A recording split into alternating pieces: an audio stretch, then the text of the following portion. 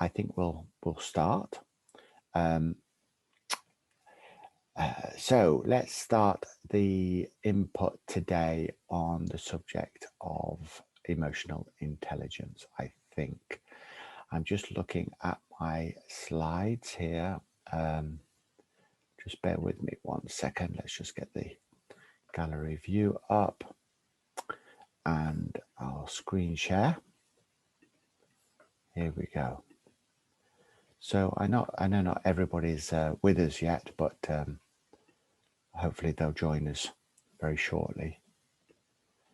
So often people talk about emotional intelligence as almost, I mean, this sounds a bit disingenuous, but like a throwaway subject. Yes, he or she has got lots of emotional intelligence. Or sometimes you hear people say, I went on a website and I took an emotional intelligence test and I'm 110, whatever that means. Good morning, everybody. Say again. Good morning, everybody. Oh, Hi, David. good Hi. morning. Good morning. Welcome. Thank you. We're just talking about emotional intelligence. Hopefully that's going to be an interesting topic for you today. So as I say, people go on the internet and they take a test and come up with a figure. And the problem is with that is that it's not always the most accurate way of determining whether or not you or anybody has got emotional intelligence. It's just not a great tool. It's more of a gimmick, in my opinion. This is my opinion. Because actually emotional intelligence is quite a complex combination of different skills, different traits, different styles. And in fact, there are 6 elements to emotional intelligence.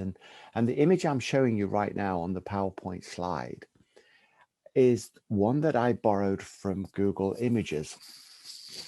And I use this to demonstrate the topic because I was using it in another organization in Doha, a few years ago now. And again, I needed an image. I borrowed it from Google. And I used this and I explained the theory, explained the concepts that I'm about to explain to you. And I got a phone call about 6 months later from one of the delegates, a lovely, lovely gentleman. He was such a sweet man. And he said, David, I've just wanted to thank you. And I said, what for? And he said, I want to thank you because I've just got a new job, a very, very big job in Doha. And I said, well done, congratulations. He said, and it's down to you. And I said, no, hang on a minute. That's not right. It's down to you. What happened? And he said, well, on the panel, on the interview, the panel members started to ask me questions about emotional intelligence. As you know, whether I had it and whether I thought it was important and what I knew about it. And he said, all I could remember was that picture of the head. And it came into my mind. And I then could remember all the 6 elements of emotional intelligence that you talked about because they're written on the head, aren't they? And I said, yeah.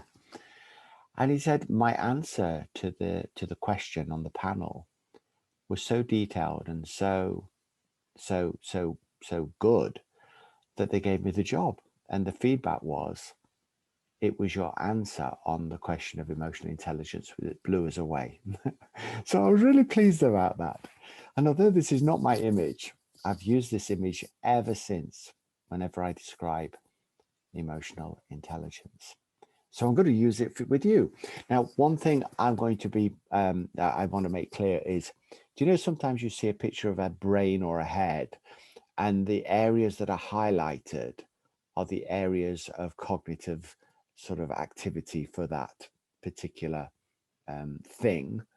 That doesn't relate to this picture. It's just an image. So motivation isn't there, self-esteem isn't here, interpersonal awareness isn't in your mouth, but you get my point. So let me go through the different elements. And what I want you to do is ask yourself this question. On a scale of 0 to 10, 10 being very, very strong, very competent. As I go through the different elements, I just want you to ask yourself, is that a strength of yours, or is it an area you need to work on? Now, if it's a strength, fantastic. But if it's an area you feel you might want to work on, then do so and put that information, put that objective into your personal development plan, because that's where it needs to be. And then you can make smart plans around what you're going to do to address those issues, to take on that learning. And of course, a smart plan will involve a column as to when you hope to achieve that learning and how will you know when you have achieved the development. Key points on any personal development plan, which when you're being coached and when you are coaching, you need to focus on a personal development plan as well as a reflective journal, 2 documents that are really essential. So let's look at the first one. It says motivation. Somebody who is emotionally intelligent is able to motivate themselves and motivate other people. And that's a skill. It's a gift. It's a trait. So ask yourself this question: how motivational are you? And if you don't know, ask around. Ask people. Look at what the results say. Do a 360 assessment. And can you motivate yourself, or do you find yourself sort of like prevaricating or holding back? I think this is really important. Do you motivate other people, and do you motivate yourself? That's one of the 6 elements of emotional intelligence. Emotionally intelligent people can do both. Do you have high levels of self-esteem, which links to self-confidence? Now, if you don't, then that's something you can work on. And it's something you can work on by doing sort of personal affirmations into the mirror, positive affirmations, seeking positive feedback, keeping a gratitude diary, and basically focusing on your achievements, trying to do small achievements often to build your self-esteem and self-confidence. And don't get into that drama, the drama triangle of self-criticism and feeling like you're the victim all the time. And it's good to surround yourself with positive people as well, which always helps in terms of building self-esteem and self-confidence. The third area is empathy. Now, we've mentioned this several times, but emotionally intelligent people are able to perceptual position things and walk in the shoes of another, see things through another person's eyes, see things from a different perspective, and feel the same emotion. That's the secret with empathy. Can you see something through the eyes of another? And can you feel what they will be feeling? It's a real skill, a real skill. And are you able to verbalize empathy? And tell people, yeah, I know how that must feel. I can see how you see it. I can understand why you feel in the way that you do. And again, this is probably one area when I'm coaching people, particularly leaders, it's the one area that a lot of people have difficulty with, because they say, oh, it's difficult to see it from another person because you don't know who they are. No, that's right. That's why you have to perceptual position it. Or they'll say, I tend not to do it because I get too emotionally involved. Well, emotional detachment is important, but actually emotional connection is vital, isn't it? To be able to emotionally connect with another person. Not to feel, almost, yeah, to feel their pain. I mean, it's a big thing, because if you feel their pain, maybe you do something more different to maybe support them or help them. Empathy. Decision making is an element of emotional intelligence. So the question to you is, how effective are you at solving problems? Do you get to the root cause of the problem, or do you deal with things very superficially? Emotionally intelligent people are good problem solvers, and they can make decisions. They're quite decisive, so they'll consult and evaluate and reflect, but they will make decisions. They solve problems and make decisions. It's one of the traits of an emotional intelligent person. Then there's commitment. So the question I want you to ask yourself is, how good are you? How effective are you at commitment? Do you commit? Not in there, in your heart. Because people with high levels of emotional intelligence are very committed people. So do you commit yourself to people, to organizations, to relationships, to anything? Even if you support a football team, how far is your level of commitment? So again, if it's not so strong, maybe you'd want to work on that. That's an area of development for you. And the final one is, well, we call it interpersonal awareness, but actually what it means is sociability. How sociable are you? Because engaging with people is really important. And your ability to engage and be sociable is one of the 6 elements of emotional intelligence. Emotionally intelligent people generally do find it easy to spend time with people. And, I'm not saying whether you're an introvert or an extrovert, it doesn't matter. How sociable are you? Now, that's the 6 areas. So you can see that it's just not one thing. It's lots of different things that combine to create an overall quotient of emotional intelligence.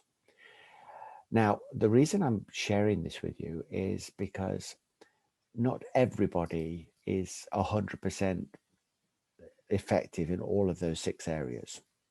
We're just not. We're not perfect, are we? For goodness sakes, we've all got areas of development. But it's interesting that it's very difficult to identify deficiencies in this area from a third party. So if you meet a stranger, you might pick up certain traits that they probably don't exhibit more than others. But actually, the person that needs to make this assessment is the person themselves.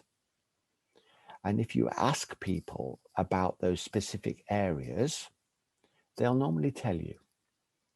They'll say things like, David, I'm good at motivating other people, but sometimes I find it difficult to get started myself. Or my self-esteem could be higher. Sometimes I lack a bit of self-confidence. Sometimes I don't feel I'm good enough. I feel like a bit of an imposter. I'm very committed though, David. Whenever I commit, I commit. And I'm good at decision making. Empathy depends who I'm with, but I'm quite sociable. Now, that self-assessment, if you were coaching somebody and you could ask them those questions, that's the kind of thing people will say. And so you'd say to them as a coach, okay, what area do you think is your weakest? Oh, motivation. Okay, shall we work on that first? You see, you can prioritize the areas to work on. You don't have to work on everything all at once. But the other way of looking at it is, don't always look for the negatives, look for the positives. Now, in terms of coaching, I take a positivist approach. So I look for the gifts, I look for the skills, I look for the good things, I look for the productive things, and I try and build on that. So for example, if they say that, decision making and problem solving is a strength, then I would say, well, what can you do using that skill to improve all the other areas and empower that person to make a positive difference? Remember, trust comes from empowerment plus accountability. So we need to put the accountability side of that equation in place as well. So you empower people. Okay, we're going to now work on this, whatever, commitment, motivation, self-esteem, empathy over this period of time by doing these things. And we will come back and review the situation in 4 weeks. That's the accountability. And it's not your responsibility to do their development for them. You're just their coach and you're just their mentor. You're there to support them and guide them. So emotional intelligence, if anybody says to you now, what's your view on emotional intelligence? I hope, like the gentleman in Doha that I spoke of earlier, you remember this image, because it's a really powerful image. And you will remember the 6 elements of emotional intelligence. And you'll be able to have a very informed discussion with anybody on the subject. And hopefully now you know that it is a complex issue. It's a complex network, a matrix of different skills and attributes. But you know what they are now, and you'll never, ever forget them. You'll never forget this image, and you'll never forget those topics. And I hope that's useful to you. If you want to do an online test, by all means do it. I don't particularly think it's helpful. I don't think it's particularly accurate, to be perfectly honest. I've seen people who do that test who score very highly, and they are the last person on the earth to have emotional intelligence. I've also seen people the opposite. Okay, I've seen people score very badly on the tests that you see online. And I consider them to be the most emotionally intelligent people I've ever known. So emotions are connected with all of those 6 attributes. The intelligence part is about, are you aware of your skills or deficits? And are you activating them? Because intelligence is not just about knowing information, it's doing something with it. It's an action-centric concept. Right? Intelligence. I mean, I could be very intelligent, but if I don't do anything with that intelligence, I'm not, that's not a very intelligent. I could have a high level of intellectual horsepower, but if I don't do anything with it, I can't be termed to be intelligent, right? Intelligent is an active concept. You have to, it's about doing something with that intellectual horsepower. And the emotional intelligence is all about the emotions, the feelings, the perception of self on the 6 areas. Obviously, those 6 areas, if you wanted to dig a little bit deeper into each one, you could get other topics and other issues that fall out of motive. So for example, motivation, you could talk about procrastination. Okay, that could be a subset of motivation. Interpersonal awareness, you could have a subset of negotiation or influencing or trust and confidence. There are lots of subsets to each one of those areas. But for the purposes of today and the purposes of a coaching approach, I think that's enough. I think that's all you need. That's all you need. One slide can give so much information, in my opinion.